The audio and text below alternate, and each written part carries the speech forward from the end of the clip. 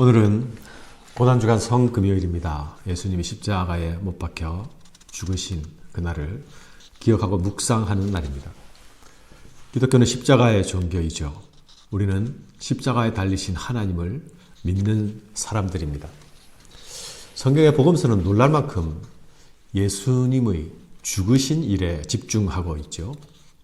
이는 역설적으로 하나님의 아들의 죽으심으로 인하여서 우리 인생들에게 사는 길이 열렸기 때문입니다.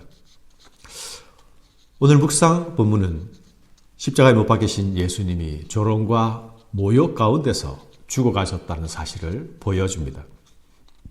예수님은 십자가에 달리시기 전에도 조롱받으셨고 십자가 위에서도 조롱받으십니다. 십자가는 세상과 사람들의 조롱의 대상이었습니다. 예수님은 형을 집행당하기 전에 먼저 채찍질을 당하셨죠. 이 채찍질은 아주 잔인한 형벌입니다. 실제로 엄청난 고통이 수반되죠. 채찍에 맞을 때마다 살이 찢기고 터집니다. 군인들은 채찍으로 때린 예수님, 유혈이 낭자한 예수님을 끌고 빌라도의 뜰로 끌고 들어갑니다. 거기서 또 한바탕 놀이를 펼치죠. 예수님의 머리에는 가시관이 씌어져 있습니다. 왕을 상징하는 조롱이죠. 자색 옷도 입혀졌습니다. 역시 왕을 상징하는 조롱입니다. 이 모든 소품들은 예수님의 왕이심을 조롱하고 비아냥거리는 도구들입니다. 그들은 예수님을 희롱하며 외치고 있습니다. 유대인의 왕이여 평안할지어다. 군인들은 갈대로 예수님의 머리를 치고 얼굴에 침을 뱉습니다. 심지어 그 앞에 절하기까지 합니다. 예수님에 대한 조롱은 십자가에 달리신 중에도 계속 이어집니다. 십자가의 불 지나가는 자들도 예수님을 조롱합니다. 십자가에 못 박도록 음모를 꾸미고 그까지 끌고 간 대사장들과 서기관들도 십자가를 향해 조롱합니다. 심지어 십자가에 함께 매달린 두 죄인들도 예수를 욕하고 조롱합니다. 군인들은 예수님을 앞에 두고 예수님이 유대인의 왕이라는 사실을 조롱했습니다. 십자가 위에 죄인의 명패가 달려 있었는데 그 명패에는 유대인의 왕이라 쓰여 있었습니다. 사람들은 예수님을 향해 네가 이스라엘의 왕이라면 네 스스로 너를 구원해 보라 그걸 말합니다. 예수님이 받은 죄명은 그가 유대인의 왕이었다는 것이죠. 이것은 로마인들이 예수님을 향해서 지칭하는 말입니다. 예수님은 그 사실을 시인했습니다. 그러나 또한 아무도 이 사실을 인정하지 않았습니다. 그분의 나라를 볼 수 없는 자들은 이 예수님의 주장이 단지 조롱의 대상일 뿐입니다. 유대인들은 예수님을 이스라엘의 왕이라 했습니다. 십자가에 달린 예수님은 바로 구원자 메시아이십니다. 그러나 이렇게 무력하게 죽어가는 구원자의 모습은 결코 약속된 메시아의 모습일 수 없었습니다. 그들이 아는 구원자는 위대한 정복자요 승리자였습니다. 그렇습니다. 십자가는 세상과 사람들에게 조롱거리요 웃음거리입니다. 심지어 메시아를 기다리던 유대인들에게도 십자가는 조롱거리였습니다. 십자가는 실패의 자리요 저주의 자리입니다. 십자가는 저주받은 죄인이 서게 되는 형벌의 자리입니다. 지금 주님이 예수님께서 그 죄인의 자리에 서 계십니다. 그 형벌의 자리에서 형벌을 받고 계십니다. 거기서 조롱을 받고 웃음거리가 되고 계십니다. 그러나 여러분, 세상은 알지 못합니다. 지금 이 조롱받으시는 예수님이 하나님께로부터 영광을 받으신다는 사실을요. 지금 이 모욕과 수치를 참으시는 예수님이 모든 세계의 경배를 받으실 주님이라는 사실을 예수님이 조용하고 깊은 침묵으로 하나님 아버지를 향한 절대적 순종을 하고 있다는 사실을 세상은 알지 못합니다. 그는 실로 우리의 질고를 지고 우리의 슬픔을 당하였거늘 우리는 생각하기를 그는 징벌을 받아 하나님께 맞으며 고난을 당한다 하였노라. 그가 찔림은 우리의 허물을 인하며 그가 상함은 우리의 죄악을 인함이라.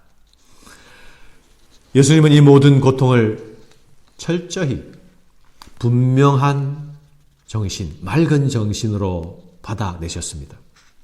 예수님은 모략탄 포도주를 거절하셨죠? 왜입니까? 그분이 당하실 모든 수치와 고난과 고통의 순간을 마취나 진통의 상태가 아니라 흐릿한 상태가 아니라 고통이 감해지는 상태가 아니라 분명하게 깨어있는 의식과 감각으로 모두 감당해내시기 위함입니다. 예수님은 십자가에서 육체적, 심리적, 정신적, 영적 고통을 피해가지 않으시고 정면으로 맞으셨습니다. 사랑하는 여러분, 죄는 하나님과 우리와 사이의 관계, 영적인 문제이지만 또한 죄는 모든 영역에 영향을 미칩니다.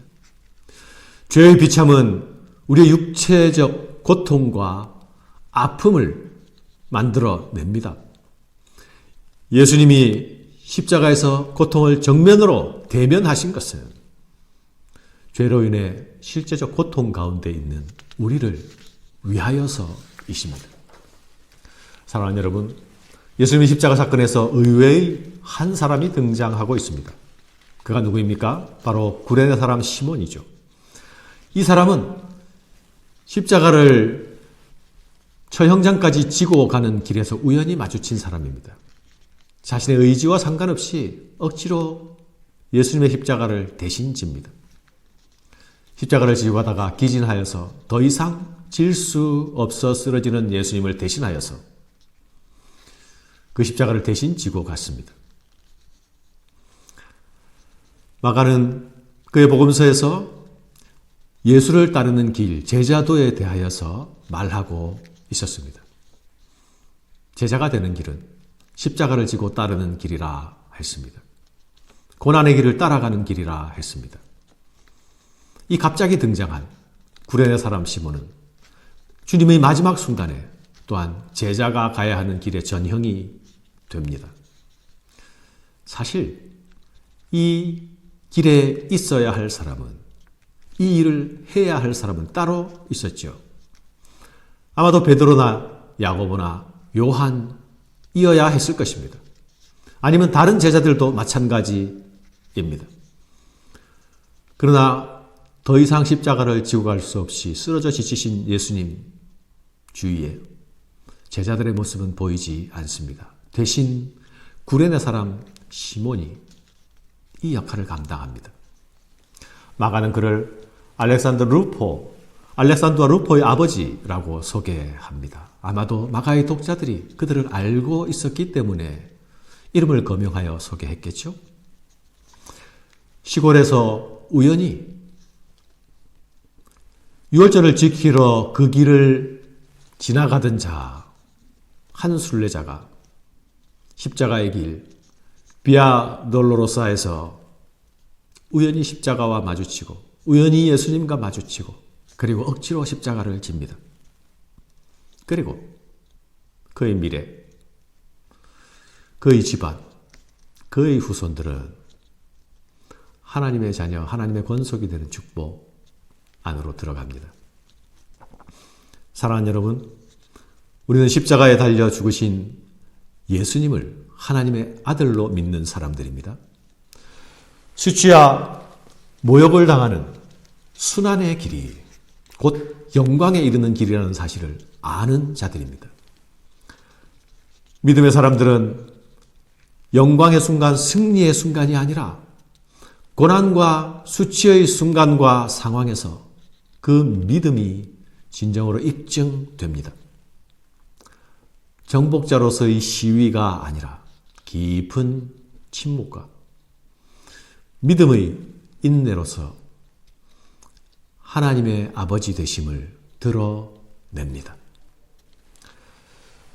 예수님은 십자가의 전 과정을 오직 한 분을 향하여 시선을 고정시켰습니다.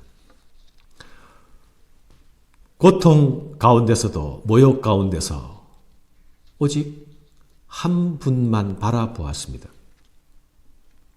그분의 뜻이 이루어지기를 바랬고 그분이 주실 영광을 기대하며 바랬습니다. 그 아버지의 뜻이 이루어지는 그 일을 위하여 끝까지 인내하고 끝까지 순종합니다. 예수님의 고통과 수치의 순간은 하늘 아버지의 뜻이 이루어지는 영광의 순간입니다. 히브리서 기자는 이 일을 이렇게 말씀합니다. 그는 그 앞에 있는 기쁨을 위하여 십자가를 참으사 부끄러움을 개의치 아니하시더니 하나님 보좌 우편에 앉으셨느니라. 전 세계가 전염병의 고통 가운데서 많은 사람들이 죽어가고 있습니다. 전례 없는 전 지구적 고난의 시기입니다.